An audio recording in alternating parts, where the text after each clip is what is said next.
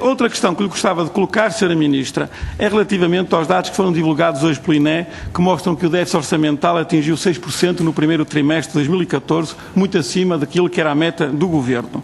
Estes dados vêm confirmar aquilo que o PCP vem afirmando há muito tempo, que a conciliação das contas públicas não se faz com esta política. Eu queria colocar agora uma questão, Sra. Ministra, sobre a dívida pública. Como tinha prometido há bocado, o Governo continua a afirmar que a dívida pública é sustentável. E em torno das operações de emissão de dívida e da diminuição das taxas de juros nos mercados, o Governo tenta criar a ideia junto à opinião pública que a dívida é sustentável.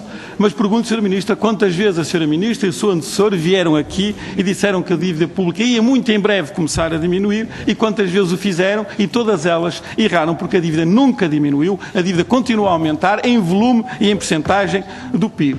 Os juros pagos pela dívida anualmente também continuam a aumentar desde 2010, que eram 4.800 milhões de euros, até 7.300 milhões de euros este ano, e o documento de estratégia orçamental prevê que em 2015 possam ser 7.800 milhões de euros e até 2018 8.100 milhões de euros. E a pergunta que eu lhe queria colocar, muito direta e singela, de onde vem o dinheiro para pagar os juros da dívida pública, Sra. Ministra?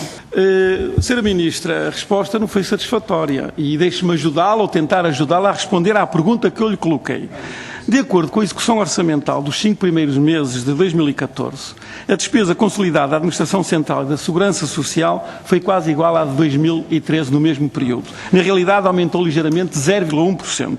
Uma das componentes dessa despesa são os juros. Aumentaram 203 milhões de euros. Ora, se a despesa total se mantém mais ou menos constante e uma das suas componentes aumenta 203 milhões de euros, uma outra componente ou outras componentes tiveram que descer para que o total se mantenha constante.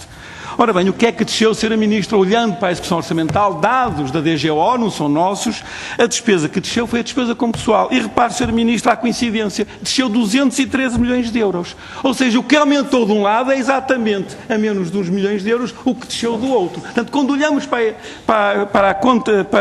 a despesa da Administração Central e Segurança Social, o que aumentou em juros nestes 5 primeiros meses foi exatamente aquilo que o Governo cortou nos salários e nas despesas com pessoais. E, portanto, a resposta à pergunta que eu lhe fiz, honesta, Sra. Ministra, olhando para a execução orçamental, e ela poderá mudar no futuro, mas neste momento o que temos são os 5 primeiros meses, é que, mantendo-se a despesa mais ou menos constante, a componente que aumentou, que foi de juros, é exatamente igual, ou quase igual, à componente que desceu, que foi os salários dos trabalhadores. Ou seja, o Governo cortou nos salários dos trabalhadores da administração pública para entregar esses 213 milhões de euros aos banqueiros na forma de juros da dívida. Portanto, há aqui uma transferência direta.